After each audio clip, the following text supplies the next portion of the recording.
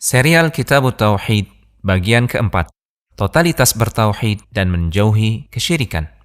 Pada serial Kitabut Tauhid yang keempat ini, Asy-Syaikh Muhammad bin Abdul Wahhab At-Tamimi rahimahullahu ta'ala masih berbicara tentang ayat-ayat Al-Quran yang berisi perintah bertauhid dan keharaman perbuatan syirik. Kali ini, beliau rahimahullahu ta'ala menukil firman Allah dalam surat An-Nisa ayat yang ke-36. Allah Subhanahu wa ta'ala berfirman, "Wa'budullaha wa la tusyriku bihi syai'a."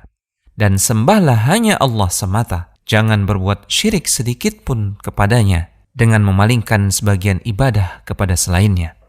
Beberapa pelajaran yang bisa dipetik dari ayat ini.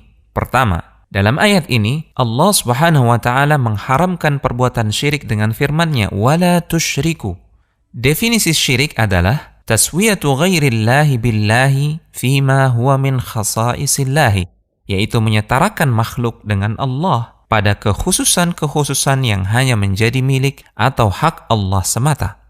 Artinya, peribadatan yang disyariatkan adalah hak Allah semata. Manakala seseorang menyelewengkannya kepada selain Allah, maka dia telah berbuat kesyirikan.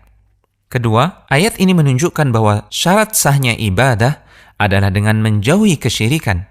Karena Allah Subhanahu wa ta'ala dalam ayat ini menggandengkan antara perintah beribadah hanya kepadanya dengan larangan berbuat kesyirikan.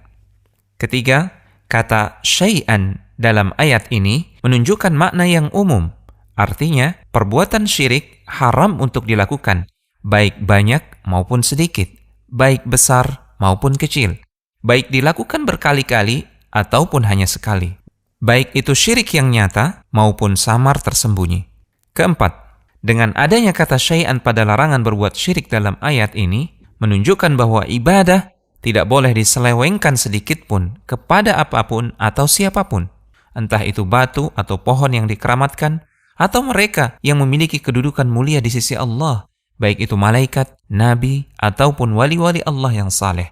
Semuanya haram untuk diibadahi kecuali Allah semata.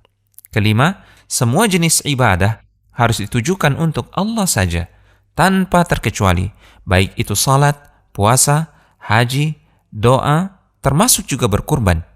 Jika seseorang hanya salat untuk Allah, haji untuk Allah, puasa, zikir, berdoa hanya kepada Allah, namun dia berkorban kepada selain Allah, maka seseorang telah jatuh dalam perbuatan syirik, sekaligus melanggar perintah Allah dalam ayat ini.